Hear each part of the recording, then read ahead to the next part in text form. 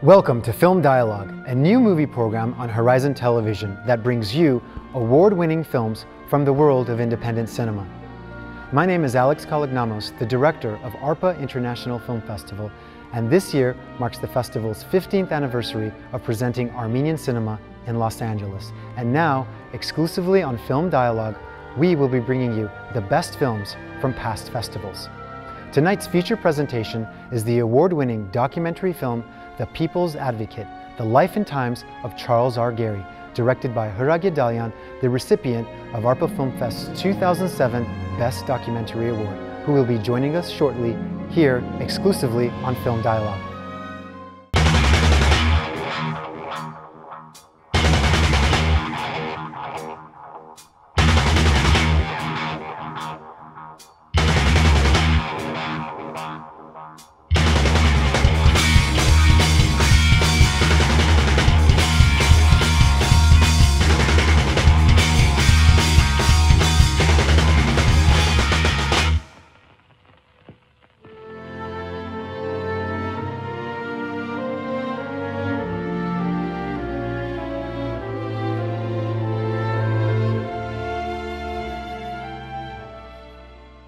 We're now joined by award-winning filmmaker Hrag Yedalyan. Thank you for being on Film Dialogue, Hrag. Thanks for having me, Alex. So tell us, where are you from? Where's your family from? My family is originally from Marash, which is a village in, Turkey now. And then part of my family is from the village of Aintab. And because of the genocide, they moved to Aleppo, Syria. And they settled there. My dad's side eventually made their way to Lebanon. My mom's side stayed there, eventually made their way to Lebanon. They married in Lebanon. They came to Burbank, and I was born here. That's good. They came Angeles. to Burbank, and they didn't end up somewhere else, like in some small Nebraska. city. Exactly, because that's happened too. That's never true. easy. No, it's not. So they ended up in Burbank. Yes. And then at what point did you actually tell your family, I want to be a filmmaker? That difficult conversation that's so hard to have with family. Well, you were in college actually, and you decided to make a film as part of your thesis. Exactly. I did not decide to become a filmmaker until about a few months before I was about to start law school. I see. And so when I started law school, I almost immediately decided that this wasn't for me. I'd rather do something else with my life. So I dropped out of law school and I went to film school. And you know what? It is a difficult conversation to have. I have an older brother, he's an attorney. Wow. And so it was kind of expected that I would do the same thing. But instead, my family was remarkably supportive, which I wasn't expecting actually. Yeah, it's not always the case. Yeah. I wish it was, because I think we have so many talented artists in our culture.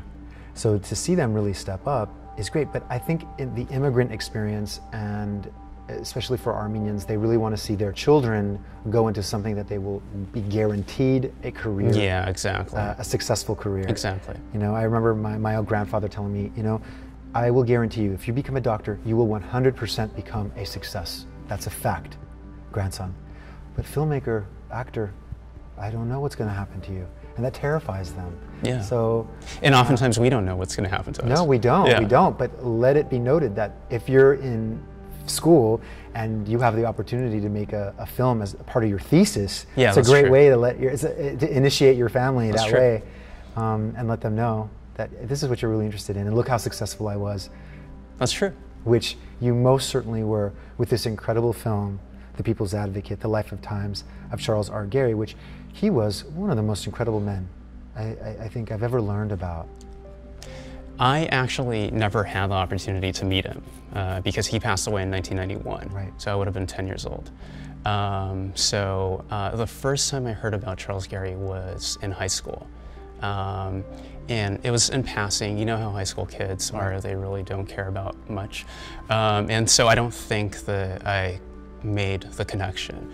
And then several years later, I came across his name again. I was far more interested in social change, social justice issues. Right. And what ended up happening was, I'm like, wow, who's this Armenian guy who ended up defending, you know, Black Panthers, Native Americans, Right. Civil rights leaders of all sorts. And honestly, for me, it was fascinating. I'm like, why aren't there more Armenians who do this? During the 60s, at a time when we didn't even have a large Armenian community in the US. It's so interesting because his entire experience, I think, in being a defender of people's human rights, and of course I know this from seeing your film, so you probably share this opinion, but I think it's absolutely true, is that it was informed by his culture of being the descendant of a survivor of genocide, and then being discriminated against in Fresno during that period when Fresno Armenians were not allowed to, you know, buy property in Central California, and so on and so forth. So, I really believe that a man like that, his history is what completely drove him to be this incredible advocate, this incredible lawyer, at a time when America was just going through such upheaval in its culture. Actually, the funny thing is that you're absolutely right. What ended up happening was that he would get up, and he was a litigator, right? And so he would talk to jurors, normal Americans, who knew nothing about the Armenians or the Armenian genocide or the Ottoman Empire or anything like that, or massacres of any sort. And he would get up and he would say, look, the reason why I'm defending so-and-so Black Panther leader, or so-and-so, you know, white labor activist guy, you know? The reason why I'm doing that is because we need to understand that we as the people need to put the government in check all the time, you know, especially in a democracy. And when that doesn't happen, people will do things to you like they did to the Armenians. And he would talk about the Armenians. So his clients would know, the jurors would know, and he would create this link that the jurors could understand. And he was no longer just an attorney. He was an active participant of what his clients were doing and working on and saying. Now, I know you didn't get a chance to meet him, but you did meet family members. Yeah. You got a chance to interview them. Yeah. What were they like, and what was impression of the film? Did they ever get a chance to see the film? Oh, they didn't see the film either. No. Unfortunately, fortunately, I interviewed two of his brothers. Unfortunately, both of them passed away before the completion of the film. And what were they like? They were very much, I think, like Charles Gary. They were very vocal. Were they still in Fresno? They're still in Fresno. They're very vocal. They told you exactly what they thought. And that's the type of personality that Charles Gary was. So self-determined. Self-determined. Absolutely. And they were very happy to be a part of the process. I mean, because you're talking about their family. You're shedding light on what they experienced. And unfortunately, they just never saw it. Hopefully, they would have liked it. Yeah. Well, it ended up doing so well in the Independent Film World of Festivals. It won the Best Documentary Award at our festival, and rightfully so. We're so happy whenever we're able to introduce an audience to such an incredible film as we are tonight on Horizon with this film. Can you tell us, what was it like researching this film? Because you really go back and you get archival footage, you do incredible interviews with members of the Black Panther Party and people who were in those courtrooms whose lives were being defended by Gary. What was all of that like? I mean, it must have been stepping like into a time warp, going back to the 1960s. It was also weird. I started working on the project when I was 21, so I think it was unusual for the people that I was talking to see a 21-year-old passionate about a civil rights attorney from the 60s. So young. Yeah, and it was a long process. I released the film 4.5 years later, but what ended up happening was that they, I think, decided to provide the interviews because they saw that I was passionate about what Charles Gary did and what he was talking about. And so it was kind of an obsession. And when you're making a documentary film, I know that you've spoken to documentary filmmakers, you need to be obsessed, you kind of need to be determined, and you also need to be kind of crazy because it takes several years to piece these things together. It's especially historical, that you're trying to actually show the historical importance of actual events that take place. You have to have so much integrity with the way you present people's life experiences. It's their life. And you know what? Actually, that's the funny part about this film. One of the interviewees is a guy by the name of Stephen Jones. And Stephen Jones, as you'll see in the film, Stephen Jones is an important character for a number of reasons. Fascinating guy. I got to know him personally. I really liked him. We became friends. And he never offered to be interviewed with any other filmmaker. And the reason I think they interviewed, hopefully that he interviewed with me, was because he felt that there was a lot of honesty in the way the story was being told. And then afterwards, when the film premiered at the Mill Valley Film Festival in 2007, he was there for both screenings, and he did the Q&A with me for both. And it was fascinating. And the same is true with all the Black Panther Party members. When you're talking about people's lives, when so many people have misconceptions about certain things, it's really difficult for them to get in front of a camera because they feel that someone's going to manipulate what they're saying or how they're feeling or what they're expressing. And they felt comfortable with the process, and you know that when a film is done and they're still your friend.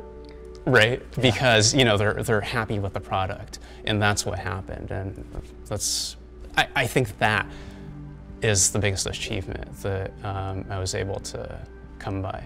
And when you screen this film at the film festivals, what is the audience reaction like? What kinds of film festivals screened this film? I know ARPA did. I know Mill Valley did. Yeah, Mill Valley, Ann Arbor. Wow, that's a great festival. Yeah, a few. Honestly, I can't even remember, but there's a San Francisco African American Film Festival. So it was screening to different audiences. Different audiences, right. And different people were looking for different things in this film. Mm-hmm. For an Armenian audience, they're looking to learn about this Armenian guy who did a bunch of random things. For you know, an audience at an African American Film Festival, they're probably coming to see the film because of the Black Panther connection, right. And they know about that, they just don't know about their attorney. And so, but across the board, I think that everyone felt really excited about the film because no one knows about the guy. Everyone knows about the people who he defended, but no one knows about him. I mean, talk a little bit about what it was like to be in the 1960s. I know you weren't there, but from the film, these issues were on the news every single day, in the newspapers. The people being tried became stars in their own right. The lawyers were stars in their own right. So it was a totally different time than it is now. A completely different time. And I think that the way we could think about it or relate to it right now is the way we think about names like Johnnie Cochran. Mm-hmm. Right, when we say Johnnie Cochran, everyone knows who that is. Right. We know that, oh, this is a successful attorney. Right. So during the 60s, the early 70s, instead of Johnnie Cochran, the name that was used was Charles Gary. People knew who that was. Unfortunately, we don't remember, his name now. But well, that's so interesting you say that, because I know in one of your interviews you said that people might fault him because he changed his name from Garabedian to Gary. yeah. But you justified by saying, you know, we don't know what he faced. He faced so much discrimination. I don't know if that's the entire reason why he changed his name. Maybe he just needed, maybe that's just something that the people of his generation did a lot more than they do now. But you see a lot less of that now, don't you? People changing their name. Well, what ended up happening was he actually used to, before becoming an attorney, he used to work in factories. And the reason why he changed his name was because, you know, when there are two people up for a job, one person is named Garabet Garabedian and the other person is named John Smith, most employers feel comfortable with a John Smith, especially during the 20s and 30s, Right. when racism was rampant. Right. They didn't even know what that was, you know, because the guy looks white, you know, his skin color is white. He may have more hair than, you know, the average American, but, you know, at the end of the day, he's this white dude. And how was it that he came to, how was it that his family ended up in Fresno? Where did they come from exactly? His family is from Harpert, Okay. and they came to the U.S. Actually before the genocide, during the massacres. So they came to flee the massacres. They settled in Massachusetts, and then the dad wanted to go into agriculture, so they moved to Fresno. And although Gary was born in Massachusetts, he spent his entire childhood in Fresno. And of course, that's where he faced, that's where this man and his life experience was shaped by those experiences that he had as... Yeah. Let me take that back. Fresno was the place where Armenians were being really discriminated against during that period. It was a very difficult time. It's hard to read about that now, to know that Armenians were so discriminated against in Fresno, not able to buy land, second-class citizens, and just read about that now. Well, what happened was you have to think of racism in different terms back then, because racism meant, like you said, you can't buy property. Nowadays, you know, racism the Armenian Americans may face has to do with, oh, I don't like how they talk, or I don't like the cars that they drive, and well, we could buy cars now, you know, and back then you couldn't do that, or you couldn't, you know, and in some instances you can afford to do that. And so, like in Fresno, for example, I know that there's a cemetery there specifically designated for Armenians.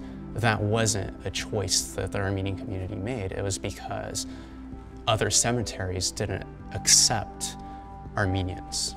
And that was it. So they decided to create their own cemetery. So a lot of the infrastructure that we have, actually all throughout the nation, is because of racism initially.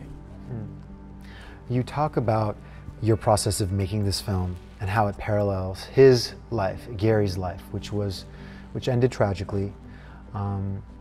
But can you talk to us how you maintained your focus? You at one point kind of didn't know where, you said this in an interview, you didn't know where you were going, and you needed to like really regroup and figure out what direction you were going to take the film. How did you save yourself from that? Must be the greatest filmmaker's dilemma. It's like, you know, you start off one way and then you kind of lose your way. Yeah, and I think what happened was I myself admired Gary a lot, but I try to take that out of the film. I don't want to create this fluff piece of how great Gary was, and hopefully it didn't come out that way, even though I'm biased and I'm sure that, you know, people may read it as such. But one of the things that I found out about Gary midway through really bummed me out. I didn't feel as, you know, excited about some of the stuff that I learned about him. And the more I dealt with that, the more I realized, no, you know, I should continue making this film.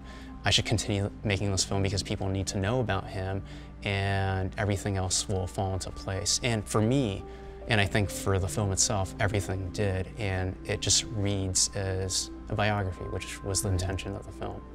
So for our audience, Harak, please set the stage for this, for the experience they're going to have watching this film, because they've never seen a film quite like this. It's a film that actually, you could think about it in terms of different blocks.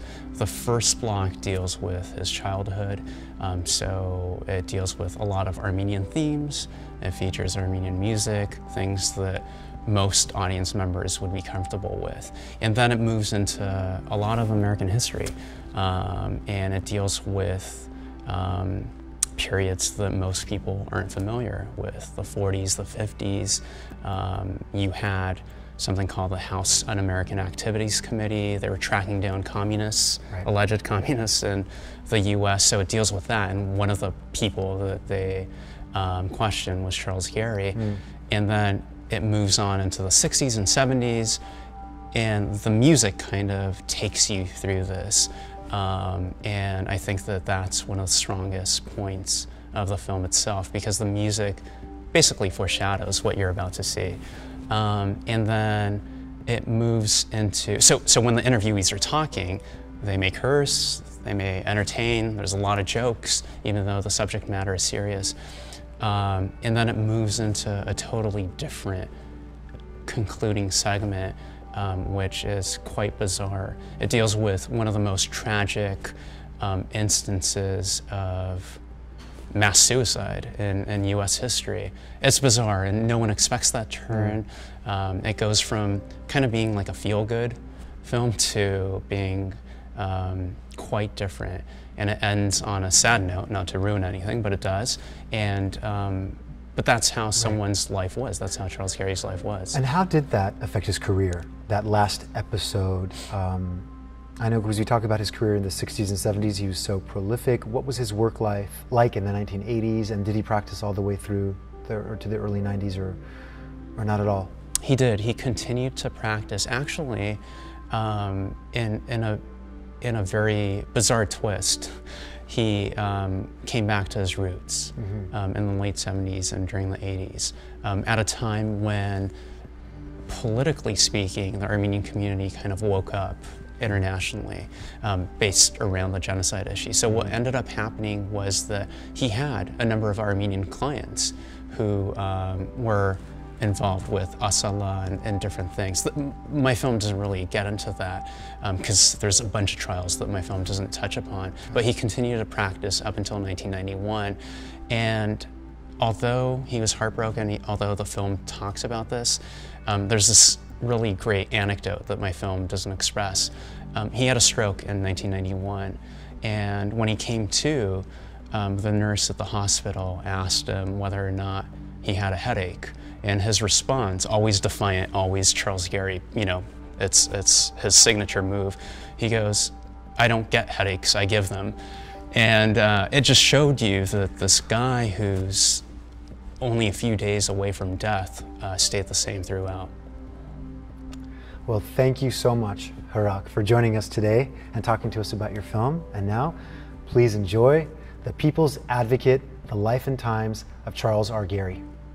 Any final words? Thank you for having me. I hope you guys enjoy the film.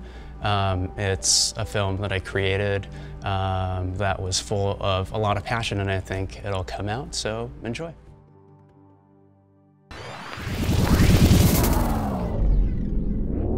Thank you.